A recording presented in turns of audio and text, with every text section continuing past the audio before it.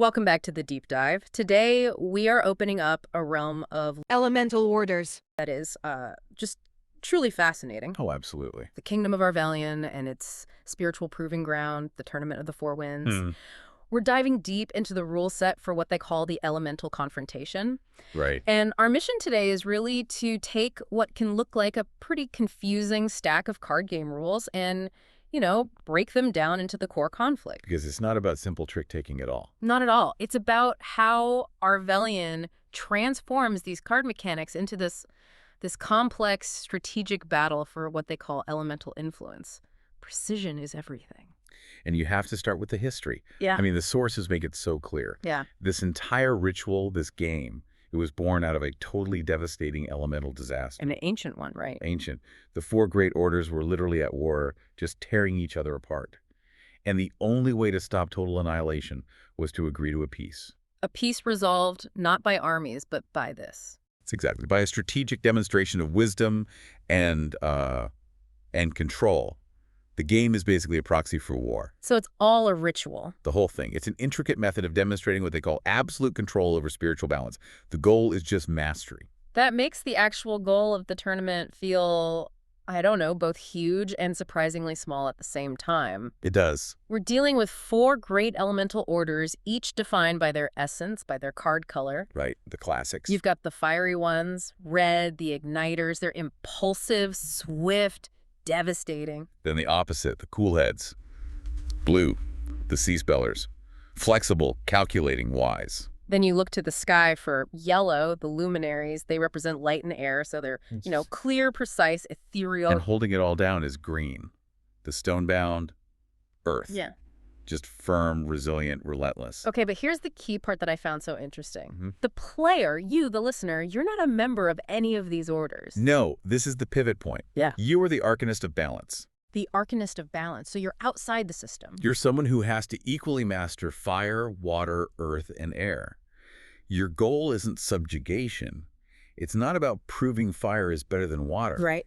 It's about demonstrating the highest spiritual mastery, the ability to summon, guide, and this is the key word, restrain these powerful spirits. It's the ultimate test of control, and for all this grand setup, the objective is almost laughably low. It really is. The first Arcanist to accumulate just 11 points of elemental influence is crowned champion. 11 points. 11. That means you don't have to win much, but it also feels like every single mistake could be catastrophic. It is catastrophic, and that low number brings us right to the core mechanism, the one the sources call the Golden Rule. The elemental oath. The elemental oath. This is the single most important rule in the entire game.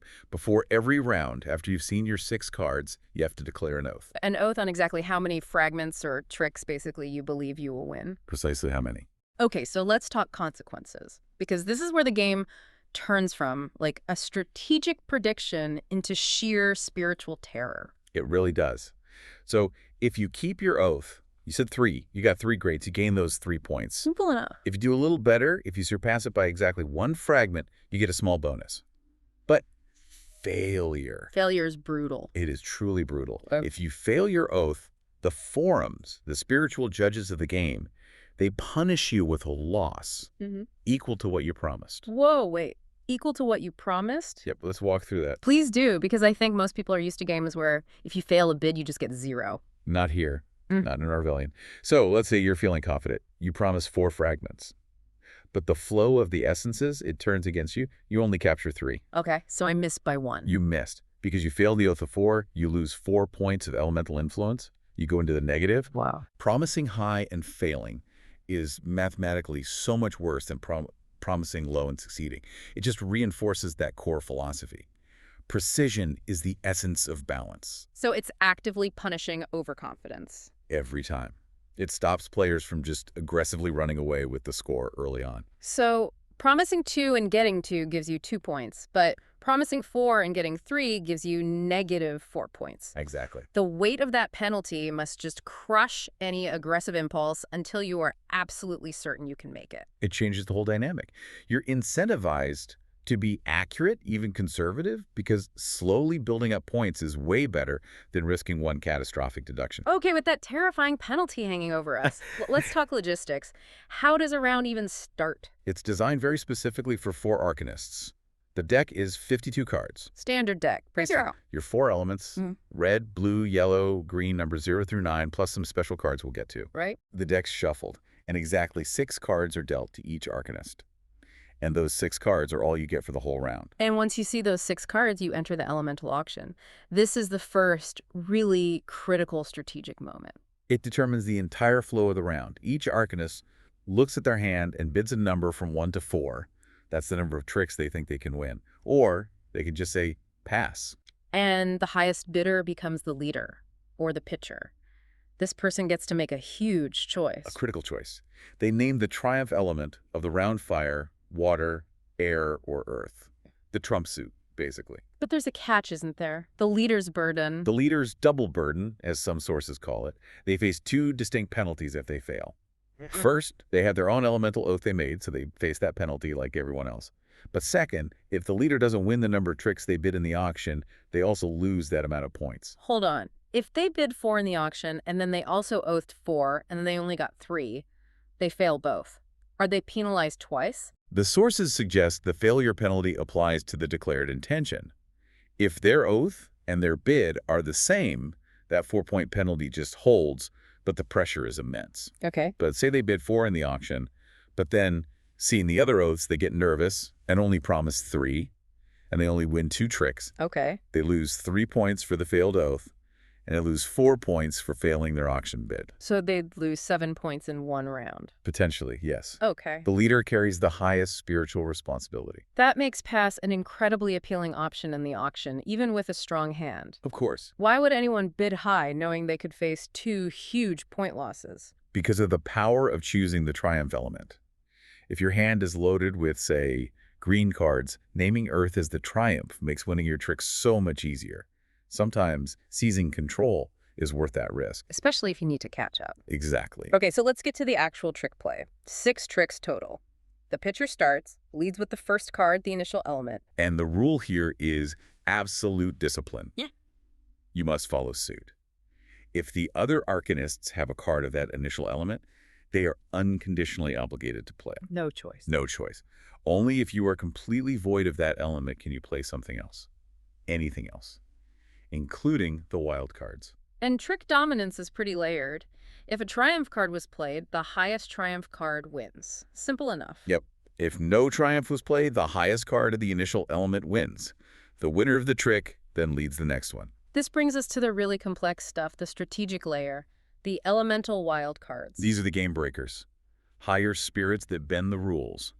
But only if you can play them legally. You have the skip, which is the interfering spirit, the reverse, the spirit of return, the multicolor wild, The shifting spirit. and the ultimate tower, the multicolor wild +4, the primordial guardian. Right. But let's hammer that constraint again because it defines the whole strategy around these cards. It is the most important rule for wild cards. Okay, so I have the ultimate weapon, the primordial guardian, in my hand.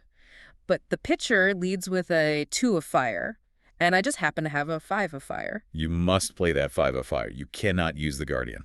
Even though it would win the trick. The constraint is absolute. Mm-hmm. A wild card can only be invoked if the Arcanist does not possess any card of the initial element. You can't use it for convenience. You use it when you literally have no other choice in that suit. That is infuriatingly restrictive, but brilliant. It enforces patience.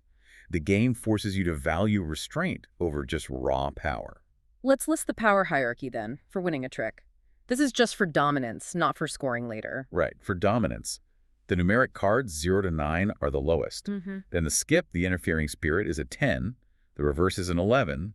The multicolor wild is a 12. And the big one, the primordial guardian, the +4, is a 13. It's the highest. The absolute highest. The standard multicolor wild is interesting because when you play it, you declare an element and it becomes that element for the trick. Correct. But the primordial guardian, the +4, is the true absolute triumph. As long as you played it legally, you were void of the lead suit. It dominates over everything. The initial element, even the triumph element, it just wins. It's the spiritual equivalent of overriding the system. But only when the system gives you permission. Now we have to talk about the most critical tension in the game. the dual scoring system. Right. Because fulfilling your oath is only half the battle. It is. Significant influence is also gained by completing key feats at the end of the entire 6-trick round. And this is where you shift from precision back to aggression. You might have played it safe with your oath, but you still need these bonus points to actually win.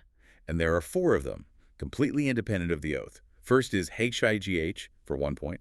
You get that for winning the trick where the highest triumph card appeared. Then you have LOW, also 1 point, for winning the trick with the lowest numeric triumph card. Correct. Then there's JSHIK for 1 point. This one's awarded for winning the trick where the skip of the triumph color, the interfering spirit, was played. So it actually incentivizes you to go after these tricks where lower level wild cards are being used. It does.